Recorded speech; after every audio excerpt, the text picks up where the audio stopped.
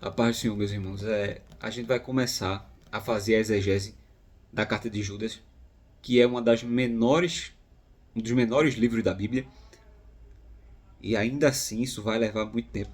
Eu já terminei o meu estudo da carta de Judas, certo? Ele está aqui, deu aí umas 40 páginas, e eu vou passar aqui para vocês. O objetivo é ensinar a exegese bíblica durante a exegese, certo? Porque se aprende a jogar xadrez jogando. Estudar xadrez é para quem já sabe jogar, sabe? Então, a gente vai aprender durante a interpretação.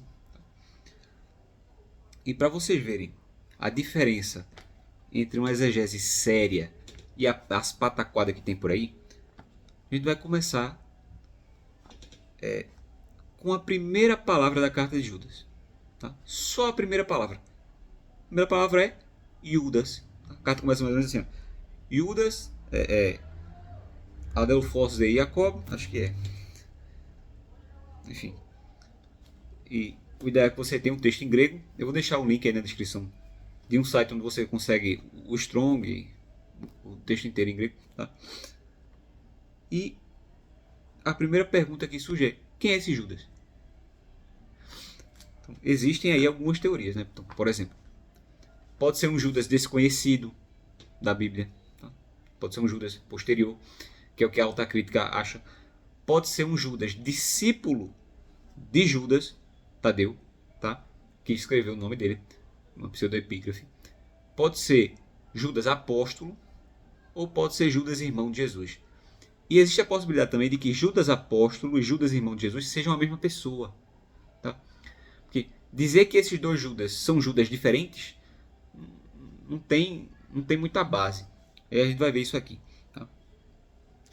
Então, o primeiro argumento para se dizer que esse Judas é uma pessoa que viveu depois da época apostólica é o que ele vai dizer lá no versículo 17. Tá? Olha o que ele diz: mas vós, amados, lembrai-vos das palavras que vos foram preditas pelos apóstolos de nosso Senhor Jesus Cristo. Então, ele está citando os apóstolos como se ele fosse externo a eles, como se ele não fosse um apóstolo. E ele está citando os apóstolos no passado, como se o tempo dos apóstolos tivesse passado. Então, esse Judas tem que ter vivido depois da era apostólica, né? Não, isso é mentira. Você vai pegar, você vai ler isso e é uma mentira tão bonitinha, né? Que a gente cai tão fácil. Mas o tiro sai pela culatra.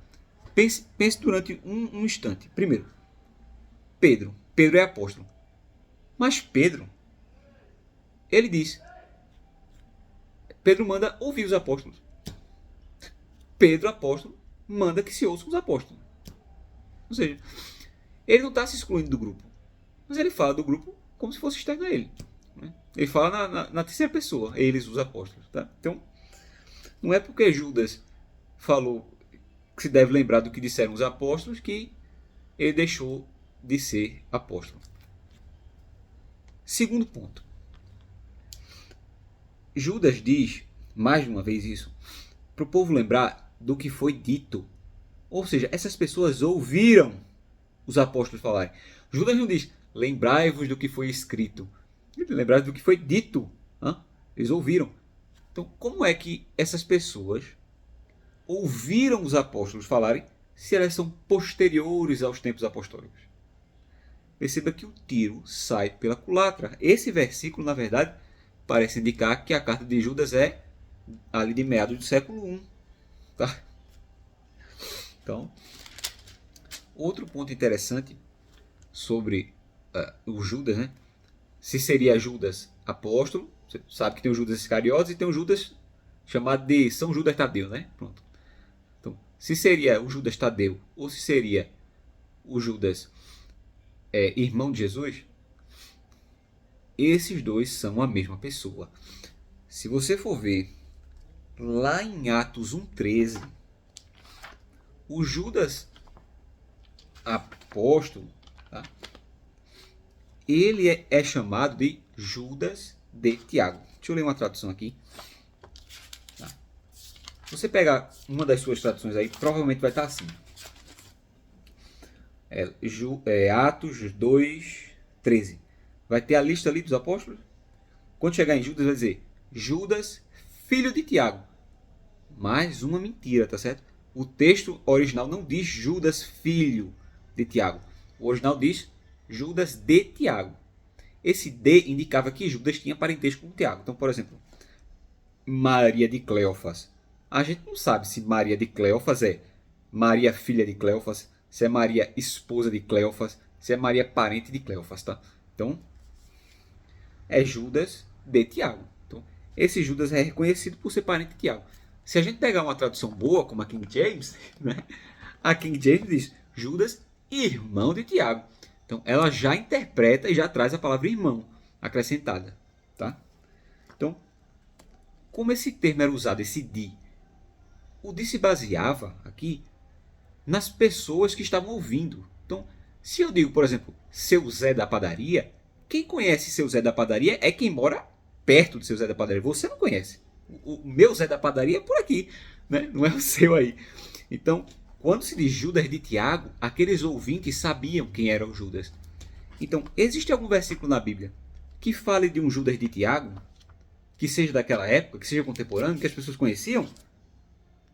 O versículo 1 de Judas diz Judas, Adelfos, de Jacobo, tá? Então, Judas, irmão de Tiago. E lá não tem Judas de Tiago, tem Judas, irmão de Tiago, tá?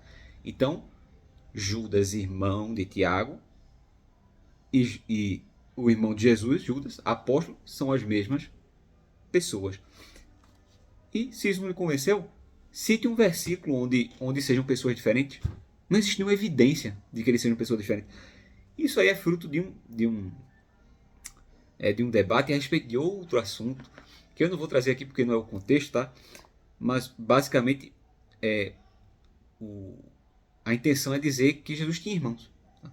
Então, normalmente a teologia protestante, tentando combater a teologia católica, vai torcer o texto para acrescentar irmãos na família de Jesus, né? Para tentar combater o dogma mariano. Mas não é o tema. Então, é isso, tá? Olha aí, uma palavrinha, tá? Judas. Tá? A primeira palavra do primeiro versículo. E aí deu um vídeo de 8 minutos. E porque eu corri aqui, eu voei, tá? Amém? Vamos pro próximo.